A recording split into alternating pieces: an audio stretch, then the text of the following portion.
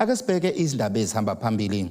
Indida Ngesidumbu Esitholakale Engwelezane ezaseClover zizoqhubeka nombhikisho. AbaseSanguyana bakhala ngesiqiwi. Sinamukele ezindabeni ze1KZNTV. Umphakathi wasebomvini Engwelezane enyakatho nelikaMthaniya usathukile namanje ngemuva kokutholakala kwesidumbu okusolakala ukuthi ngeSengane elahleke ngesonto eledlule. Lo mfana kubiya ukuthi wanyamalala ngeledlule kade edlala nomunye umntwana emqashweni wakulendawo. Ngemuva kwesitsuku eziyisikhombisa alahleke engaziwa ukuthi wayaphi umntwana oneminyaka emibili nje vo ubudala uNkosenye Ndimande wasebomvini Engwelezane. Isidumbu sakhe ke sigcine sitholakele namuhla ekuseni esitamkokweni sayithola esilomgodi emqashweni akade ehlala kuwo nomama wakhe nobaba wakhe kule ndawo. Kuyavela ke ukuthi ke ngezikhathi zehora leshagalolunye ekuseni namhlanje uyise umntwana uthe ezihambela eya esitolo wakhanga kweyiphunga kule ndawo bese ekhanyisa ngethoshi wasithala ke phezulu komzimba umntwana nokuthe uma esebona wabiza abanye ukuthi bazobona lokho akubonayo. Emva kwalokho kwafonelwa amaphoyisa. Sigijimile impela nengane yami sihamba zonke indawo kodwa sahluleka sokuthi ekseni ngicabanga ukuthi ade kungabo 8 noma pass uthi umfana wami mama ngisafuna ukuyothenga insipho iliquid ngizogeza imoto mayiphuma ke egethini uyezwa iphunganyana elinukayo ebese ebuya athi mama yazi khona into engayizwa kahle egedini. Ngithi mina ngabe kuyini abuye la athatha ifoni afika akhanyisa ubuye la kimi esekhala kwakuqhuma isililo njalo ngoba ukuthi ingane yami ngiyayithola iphakathi esitamkokweni ngibuhlungu ngengane yomntanami ngazi ukuthi ingane yami yenzeni. Ngemuva kokuzwakala kwalezi indaba umphakathi ke uphume ngobuningi bawo wazozibonela amaphoyisa abekho nendaweni yesigameko kanti ke imoto ethatha isidumbu igcine ifikile ukuthatha isidumbu somntwana. Ubuholike bendawo busigxeke kakhulu lesi sigameko kwabeke sekunxusa ukuba uma kukhona onolwazi athintane namaphoyisa ukuze ke isigilamkhuba sitholakale.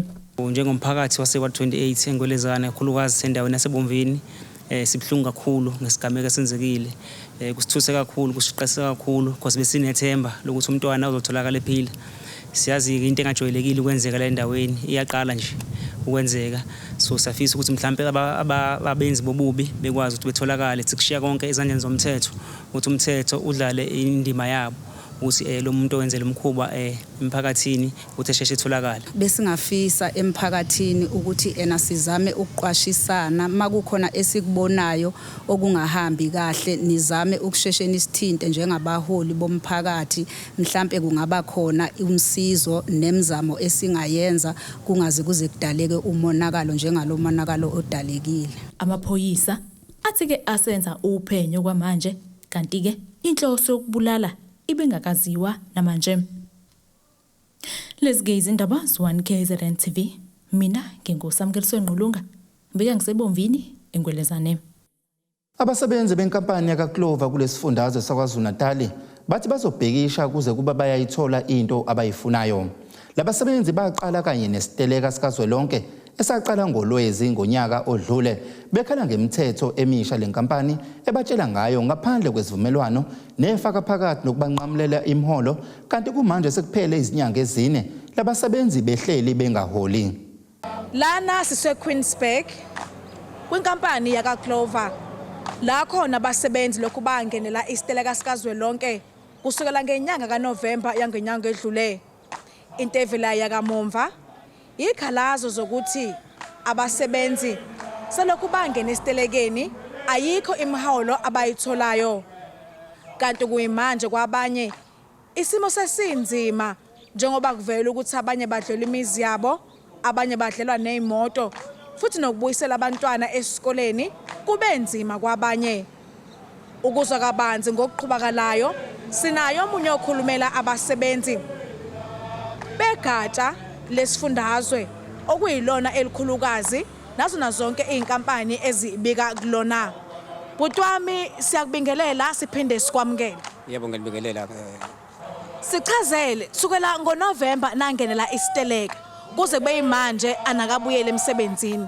Ingabe yini le mangabe nizwa ngenyunyana nabaphathi ebambile. Njengamanje saphuma esitelekeni ngomhla ka-22 kuNovember into esikhala kakhulu ngayo sikhala ngokuthi inkampani isinqamulela imiholo, inkampani ibuyisa i-short time bese overtime. Ithi uma uphuma ngeloli kumele manje ube wedwa e-truckini. Ngokujwayelekile abantu bavamise ukuba babe babili. Ziningi-ke nje izinto inkampani ekuhlalwe phasi kade kuzanywa ukuthi kuxoxiswana naye, inkampani engavumi ukuthi ixoxiswane naye. Ingakho namanje sisahlezi sithi futhi asijiki uma uthi umqashi akazizwa naye izikhalo zethu. Kuvela ukuthi lokhu nagcina ukuhola ngonyaka odlule. Ingabe iqinisa imbe kanjalo nokuthi isimo sesikanjani kwabanye bozakwenu? Kona isimo sinzima kakhulu ngoba phela ku-apply lo mthetho ka no work no pay. So ke isalary nje lesayigcina uyithola ngoNovember. Kunzima ngoba phela abakhokhela amabhondi nemoto. Ngiyacabanga ukuthi njengamanje sokungena inyanga S5. Uma ungakhokhi after 3 months ngicabanga ukuthi imoto bayayidla nomuzi. Kunzima onempilo isithanda ukuba nzima. Nekade ngoJanuary ingane nje eziningi ayibuyelanga ezikoleni. Ikuphi lokho enifisa ukuthi kwenzeke noma mangabe nizwa ngabe union? Bathi kubambe phi kubona kubaqashi nalokho nenifisa ukuthi kwenzeke ngaphambi kokuthi nibuyele emsebenzini? Njengamanje umqashi usephinde wakhipha incwadi noma waxosha abanye babasebenzi khona singapha esitelekini. So ke nathi ke esikufisayo ukuthi ke sibuyele ngaphakathi bonke nalabantu asebexoshiwe baphinde babuyele ngaphakathi. Nanokuthi kube khona indlela exoxe ngoba thina sithi at least umqashi into engabe uyayenza mhlambe sithi afreeze isalary kunokuthi asinqamulele imiholo ngo-5,000 laba athi uyabathatha. So ke uma esame kanjalo nathi cha shuthi sobulawa indlela khona leminyango. Siyabonga kakhulu. Ngiyabonga kakhulu namsi. Uyena ke omunye wabasebenzi khona la eQueensburg njengoba esichaza isimo ukuthi okwakamumva okusebathuse kakhulu ikona lokho ukuthi kwabanye kade besesitelekeni abanye babo bebakade ebabuza ukuthi ngakube uyavuma nethi nginqamlele umholo wakho noma angiyivuseleli icontract yakho nanjengoba kwabanye kuphethe ngokuthi abaxoshe emsebenzini. Ngudebo Sibisi eQueensburg. Ongumxhumanisi wesiqiwi nomphakathi uRobert Hadebe uthi isiqiwi ihluhluwe umfolozi park esesangoyane eBhili yenyakatho nekamthaniya asibasizi ngalutho kunalokho izilwane zakhona sibhuqabhuqa imfuyo yabo. Uthi lesi siqiwa sihlinzeki ngisho nangamathuba omsebenzi entsheni yakule ndawo kanti uHadebe kusho lokhu ngesikhathi kunomhlangano omphakathi lapho bebedingida khona umhlahlandlela ngokumele bakwenze. Njengoba nyakenye bathenjiswa ungqongqoshe wezokuthuthukiswa komnotho nezokuvakasha uRavi Pillay ukuthi uzongenelela kudaba lokuhlinzeka intsha ngemsebenzi. Kodwa kuze kube manje akekho saqashiwe. Nyakenye intsha yasesangoyana eBhiliya enyakatho nesifundazwe yavuka umbhejazana yaqaqa ucingo okubiyelwe ngalo isiqiwi ihluhluwe imfolozi park ngoba ikhala ngokuthi lesi siqiwi siqasha abantu ongasiba basendaweni bona njengabantu bendawo bashuye ngaphandle. Ongumxhumanisi wesiqiwi nomphakathi uRobert Hadebe uthi isiqiwi asifuni ukubakhokhela uma kukhona olunyalelwe imfuyo kanti sinjalo asihlinzeki intsha ngamathuba omsebenzi kodwa silanda abantu bakude bezosebenza kulesi siqiwi. Kunezinto ezenziwa isiqiwi ezingahambisani nomphakathi. Kudliwa inkomo zomphakathi, zidliwa amabhubesi yinani. Isiqiwi singavuma ukukhokha. Intsha yathatha isinqumo sokuthi ihlangane iyokhalaza esiqiwini ukuthi ayiqashwa. La ngakithi kunabantu abasebenzela la ngakithi uthola abasesikhotha baseMaritzburg akubona abala. Isiqiwi singabaqasha abasiqasha abantu bokuhamba bezoba abasebenzela la ngakithi. Usibongiseni Ngema oyilungu lomphakathi kule ndawo naye ukhala ngokuthi isiqiwi asibasizi ngalutho kanti ungqongqoshe wezokuthuthukiswa komnotho nezokuvakasha uRavi Pillay wafika nyakenye wenza izethembiso zokuthi bazoyithola imisebenzi, kodwa kuze kube manje akaze abuye, njengoba wayethembisile ukuthi uzobuya azobheka ukuthi kungabe konke kwenzeka njengoba wayeyalelile yini. Sinenkinga nendaba yesiqiwi. Isiqiwi sakhele sona endaweni kodwa sisize ngalutho. Into eyenzakalayo ukuphuma amabhubesi, izilwane lezi zibulala impahla yethu la ngokwendawo, kodwa thina ayikho into esibenefitayo. Sizamile ukuthi sibize uminister. Ekufikeni kwakhe ufikeke wakhipha ikhala ezu 114 wathi ama-temporal lawo ezogudla laba bahambe bebiya ucingo. Wasekhipha ezu 25 zama-permanent, kodwa kuze kube manje akaze kuze kuqashwe. Induna yesigodi uBheka Mthethwa uthi bengubuholi endaweni kubaphatha kabi ukuthi uhulumeni akalisukumeli lolu daba lwalomphakathi, njengoba intsha iphatheke kabi ngokunganikwa amathuba omsebenzi kulesi siqiwi. Yonke into abayikhulumayo ngathi ayimukeleki. Ngicabanga ukuthi yikho lokho kwenza ukuthi kubaphathe kabi. Kanti imizamo yokuthola ukuphawula kwehhovisi likaNgqongqoshe uRavi Pillay ayiphumelelanga. Ezindabeni ze-1KZNTV kubika uZamando Sicele eseBhiliya. Mbukeli kasiye khefini siyabuya neindaba ze-1KZNTV.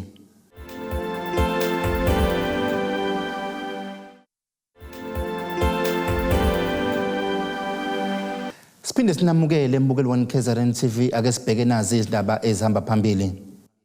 Indida Ngesidumbu Esitholakale Engwelezane ezaseClover zithi zizoqhubeka nombhikisho. AbaseSanguyana bakhala ngesiqiwi. Udedelwe ngebheyili ye500,000 umholi womkhankaso i-Operation Dodula uNhlanhla Dlamini kulandela ukuboshwa kwakhe ngeledlule ngamacala okugqekeza awavulelwa ngowesilisa olilungu le-EFF. Khona manje abaholi balomkhankaso kulesifundazwe basonga ngokuqhubeka nomkhankaso wokulwa nabokufika bakuleli ngokungekho emthethweni nabasolwa ngokuthengisa izidakamizwa. Lokhu kulandela ukubhuntsha komkhankaso obekulindele kube khona ngempela sonto kwele kaMthaniya. Ugcine ededelwe ngebheyili umholi womkhankaso obizwa nge-Operation Dudula uNhlanhla ngemva kokuchitha izinsuku ezintathu ejele. Lo mkhankaso uqala esifundazweni iGauteng, kepha-ke usosabalale waze wafika nasesifundazweni KwaZulu-Natal, njengoba ke ngempela sonto bekulindeleke ukuba kube nalo mkhankaso edolobheni iTheku nogcine-ke ubhuntshile. Umfana futhi Dumakude ongomunye wabagqugquzeli balomkhankaso esifundazweni uthi-ke ukuhlehla kwenqama ukuthatha amandla. Unfortunately ayenzekanga ngendaba zokuthi asitholanga ipermission, ngendaba zokuthi amaphoyisa athe bengeke abe ready ngokuthi amelane nesimo senhlelo ezifana nalezo ebesizoba nazo njengo-Operation Dudula wala eKZN eThekwini. So kuya phambili kuzoba inhlelo zokuthi kuhlanganwe futhi nalabo bantu abafanelekile ebekuvele kuhlanganwa nabo, kuqhutshekwe kwenziwe inhlelo zokuthi kuphume nelanga elizosetshenziswa ukuthi kuzokwenziwa ngalo ilaunch futhi engicabanga ukuthi kuzoba manje ngo-April, kodwa ilanga lakhona likakhona usuku belingakakhethwa. Kusazophindwa futhi kuhlalwe phansi kwenziwe kahle inhlelo nabantu abafanelekile njengamaphoyisa na umasipala weTheku. Le nhlangano engundaba mlonyeni isemkhankasweni wokududula ubugebengu kanye nabokufika abakuleli ngokungemthetho kanye nokuqeda nyanga ukudayiswa kwezidakamizwa. uLux ukhalelwe amasongo kasigonyela ngolwesine ntambama wathwasa-ke amacala okweba kanye-ke nokugqekeza. Uyalelwe ukuba-ke abuyise izincwadi zakhe ezimgunyaza okuphumela emazweni angaphandle angaxhumani nommangali, kanti-ke kulindeleke ukuba abuyele enkantolo mhla zingama-27 kuNhlaba. uDumakude uthi-ke bayakujabulela ukudedelwa kukaLux. Sikujabulela kakhulu ukuthi usephumile ngoba vele thina ngokwethu nje as-understand nanokuthi vele eqaleni ubeboshelwa ini, ngoba indlela aboshwe ngayo like ayizange nje ibe transparent, indlela aboshwe ngayo ayizange ibe sobala ukuthi uboshwa ngayiphi indlela. So sijabule kakhulu njengoba ephumile and then kuzokwazi ukuthi kuqhubeke yonke into iye phambili inenhlolo iqhubeke ngendlela ezoqhubeka ngayo. Kanti ke okhulumela amaphoyisa esifundazweni uBrigadier J Naker unxuseke umphakathi ukuba ugweme ukusabalalisa imiyalezo engasusa uthuthuva emphakathini. We are appealing to those that may react to misleading voice notes not to partake in any activity where the laws of the country may be broken.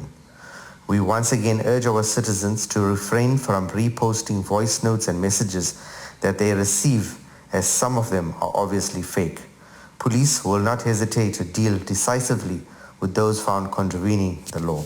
Izindabeni ze-1KZNTV kubikuntombi khona Mfubu ngiseThekwini. Amalunga amane esigungu esiphezulu somfelandawonye wezinyunyana iSAFTU asesabise ngokuya enkantolo kulandela lokho akubize ngokumiswa ngendlela engekho emthethweni. Kanti umholi umfelandawonye uMac umiswe nabathathu emva komhlangano wezinsuku ezimbili kudingidwa ngesinqumo sabo sokufuna ukumisa unobhala jikelele walonyunyana uZolinzima Vavi nokuvela ukuthi basebenzisa amandla abo ngaphandle kokulandela inqubomgomo.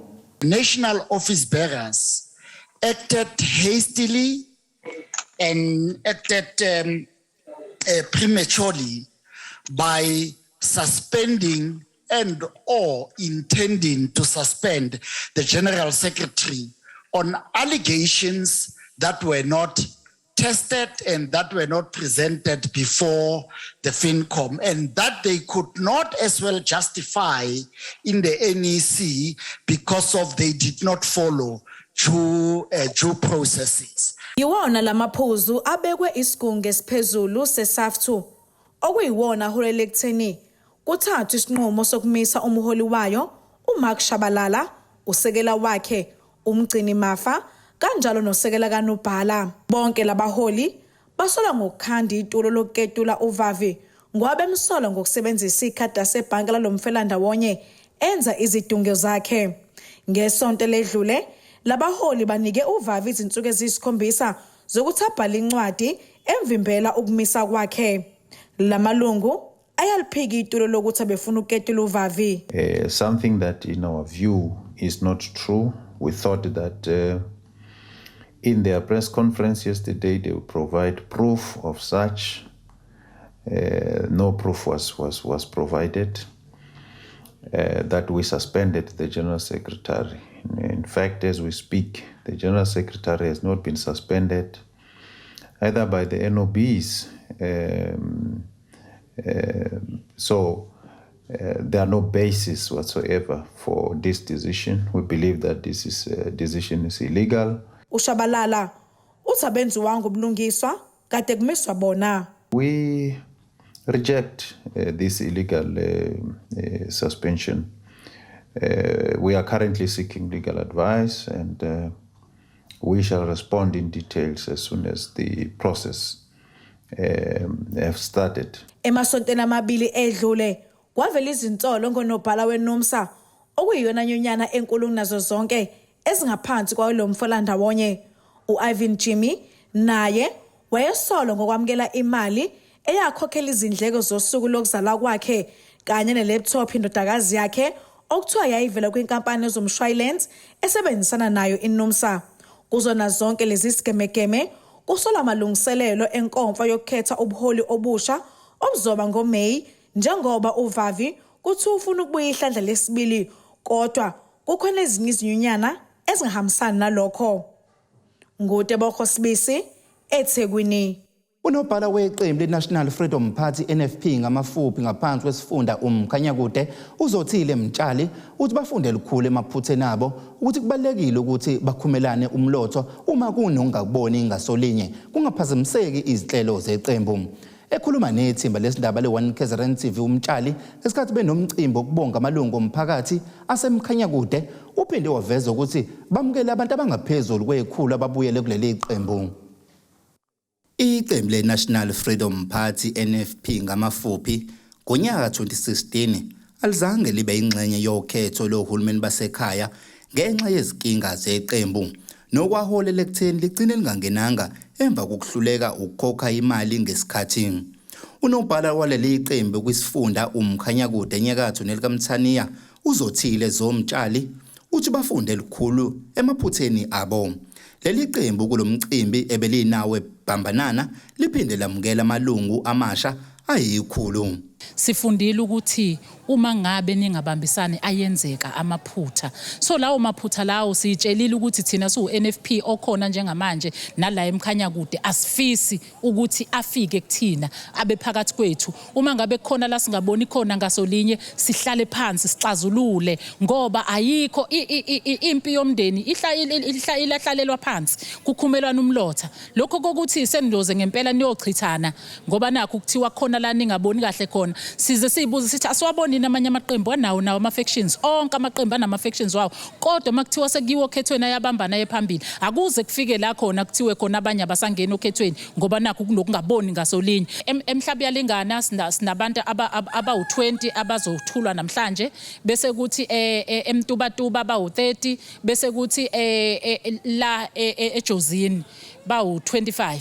So sebebonke angayihlanganisa inamba kodwa ke ngicabanga ukuthi iestimate yethu nje iyela kubantu abazofika ku100 makuthiwa nje kuthulwa abantu abazothula namhlanje. Leli qembu likhombisa ukubuya kancane okhethweni lohulumeni basekhaya ngonyaka owedlule kule ndawo njengoba likwazile ukuthola amakhansela amathathu ngaphansi kwesifunda uMkhanyakude laphinde lathola nesikhundla sesekela lemeya. Usihlalo waleli qembu uthi umbango nezinxushunxushu zangaphakathi basibeke eceleni njengoba bebheke phambili ukukhulisa leli qembu ngaphansi kwalesi sifunda. Esikubukile kakhulu iqembu ukuba kube khona ukulahlekelwa ngabavoti.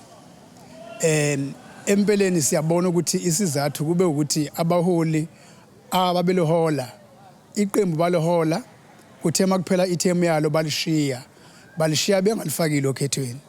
Lokho kwenza ukuthi abantu belahlekelwe ithemba ukuthi lesengabuya libuye futhi okhethweni. Njengalokho belibone libuye okhethweni vele manje sekuyakutshela ukuthi hayi iqembu elikhona lizawukhula kuphela abantu kumele beqikelele mabekhetha abaholi bakhetha abaholi abathembakele abaholi abayi-NFP kodwa abangesi-NFP ngoba beze kuma position kodwa abayiphilayo i-NFP. Lo mcimbi ubuhanjelwe izinhlaka ezahlukene okuhlanganisa nobuholi bukazwelonke obebuqhamuka kuzona zonke izinhlaka zalo leli qembu. Mbukile ke sithi shelele ngaseyitolo.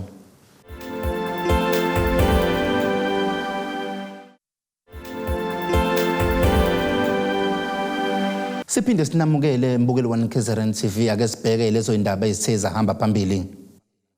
Indida Ngesidumbu Esitholakale Engwelezane ezaseClover zizoqhubeka nombhikisho. AbaseSanguyana bakhala ngesiqiwi. Ake sibheke engosini yezomnotho.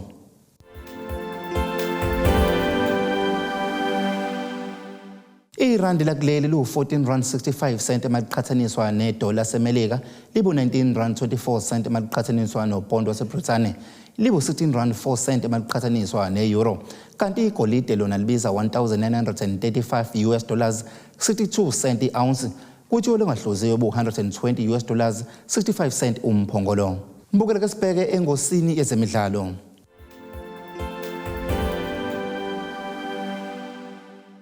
Lo wedla umhlanganiso kumjaho weHippo Marathon we42 kilometers ebigijinyelwa eRichards Bay uLekhutlo Pholiana waseLesotho uthi ungenela lo mjaho kumsize kakhulu ekutheni akwazi ukungenela umjaho weComrades Marathon. Ekhuluma emva kokushaya kuqala intambo kulomjaho uLekhutlo uveze ukuthi ufisa ukungenana ukubalwa nabagijimi abayishumi abazongena phambili koweComrades Marathon ozoba ngenyanga kaNcwaba kulonyaka. Bekuyihora lesihlanu ekseni ezitatha kuqhuma isibhamu somqhudelwano weHippo Marathon wa42 kilometers nobuhlelwe abeZululand Multi Club eRichards Bay. Abagijimi abangaphezulu kwezikulungwane ezibili bebeyingxenye yombango wokushaya kuqala intambo. Lokhu uyena egcine edlwe umhlanganiso uLekhutlo Pholiana waseLesotho uthi ujabule ngokudla umhlanganiso futhi ufuna ukwenza kahle nakumqhudelwano omkhulukazi weComrades Marathon. Ikhona irace engilungisela bengiyona inhloso yami ukuthi ngiwine konke le race le kodwa hayi ngiwine ngoba ikhona le engilungisela ngijabula kakhulu ukuwina la ukuthi ngisekuwazi ukuthi kuye-concrete ngakena u-top 10 kodwa mhlawumbe u-11 10 kanje. Kwabesifazane okuwuyena oshaya intambo kuqala uveze ukuthi akazoyingenela i-Comrade Marathon yize enqobile kulomjaho. I'm running, I'm ultra. I'm staying for 56 kilometers. Omunye wabagqugquzeli balomjaho uthi kubajabulisile ukusingatha lomjaho emva kweminyaka emibili ungekho ngenxa yegciwane ukhuvethe. This is 2 years since we've had our Hippo Marathon and we are so excited to be back, to have such a good and positive entry number to come. Even though Comrades Marathon has been moved, we were expecting much less entries, but we had a lovely turnout today and everything has gone so well. Mbukele ke sibheka isimo sezulu esingalindeleka.